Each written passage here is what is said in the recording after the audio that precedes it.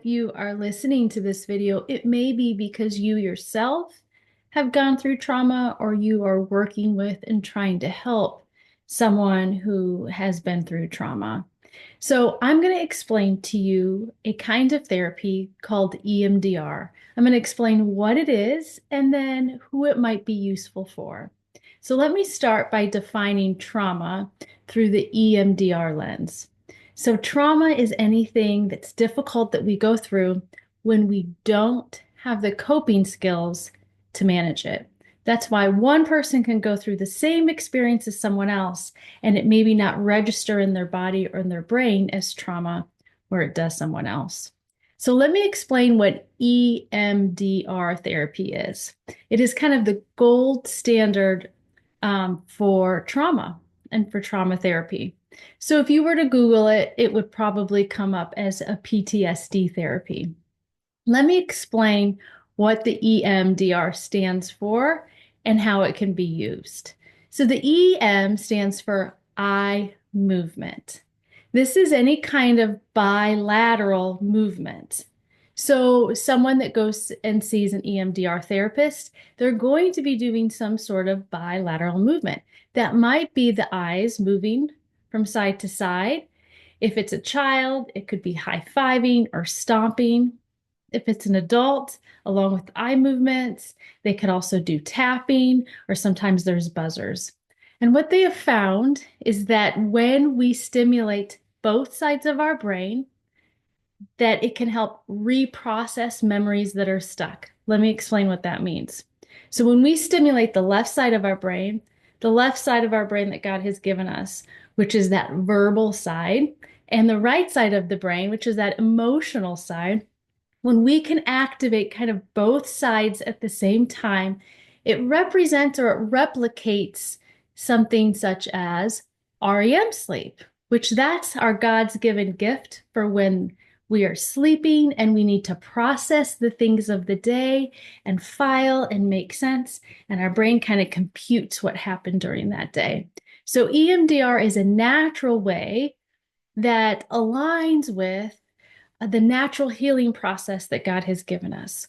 So when we have, let's say, a traumatic event or events that have happened that have gotten what we call kind of stuck in the brain, it means they haven't been filed as this is the day it happened, this is the time it happened. It's done now. It's over with. I'm in control. I have choices. I'm safe now. I know how to keep myself safe now. If we don't have the coping skills to know that information, or we didn't feel safe, or we weren't safe, it's almost as if that memory is kind of floating around in our brain, and anything that resembles that in present day, we could have a stress response. That's why when we're working with people, if something can happen that doesn't seem very significant, but their response is so big, that's an indicator that something previously in their life, that a memory has not been processed as it should. Okay, so the EM in EMDR stands for eye movement.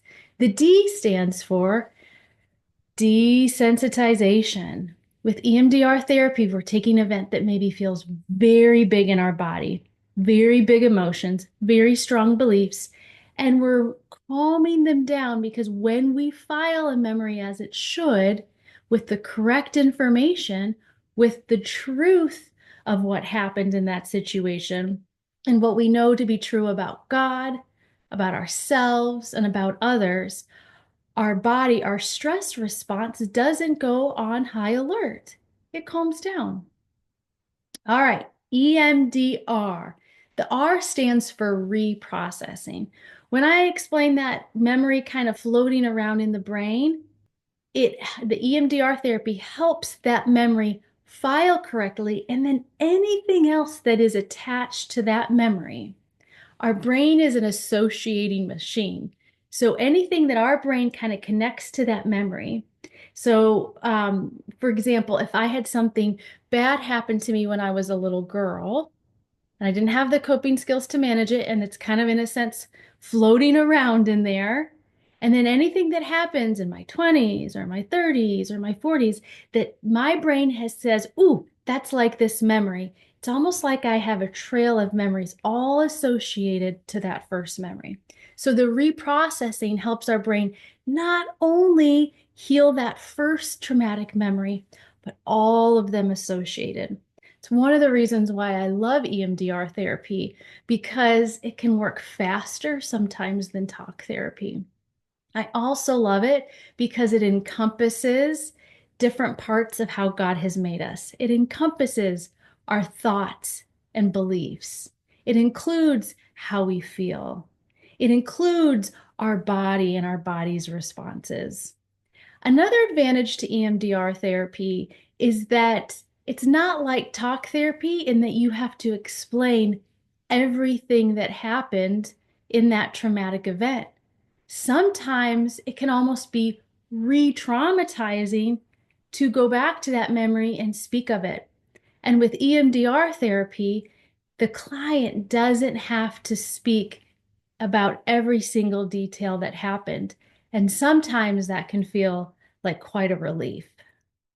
So if someone is in your care and you're walking alongside them and you feel like they've experienced some trauma and you're using all the skills that you have, all the skills you've learned in school, all the skills from Here and Tell Us, and you still feel like you're getting stuck, that might be a time for EMDR therapy.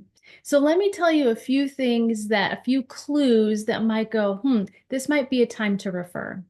So if someone has experienced a traumatic event where they didn't have the coping skills, that would definitely be a time for EMDR therapy that could be useful. But it's not just for trauma. Remember how I described how we have these connecting thoughts, these associating memories that are connected. So anytime someone, let's say, for example, experiences anxiety, or depression. That's because there's some associating memories connected to something, and EMDR can help clear that out and make sense of that for our brain and file it as it should. So it can help with anxiety and depression. It can help with phobia. It can help with sexual assault or abuse. It can help with unhealthy, toxic relationships. Anytime there is a bigger reaction to something that doesn't really quite fit their response, that could be a time for EMDR therapy. If you're not sure if this kind of therapy would benefit those that you're working with, I always encourage you, most therapists will do a free 15-minute phone consultation and kind of help walk either you or the person you're referring through the process and see if that might maybe be a good fit to them. So if you're working with someone, how do you know if it's time to maybe suggest they see a therapist or an EMDR therapist? Well, anytime there's a symptom of trauma, now I would say symptoms could include things such as flashbacks or nightmares, um, or phobias or anxiety or depression. Really, it's anything those symptoms or those responses that might not be quite rational or might seem to come out of nowhere. That's often, not always, but often a sign that someone has been through trauma and our brain and our body hasn't processed and made sense of that yet. So yes, EMDR is the poster child for PTSD, but it's much more than that.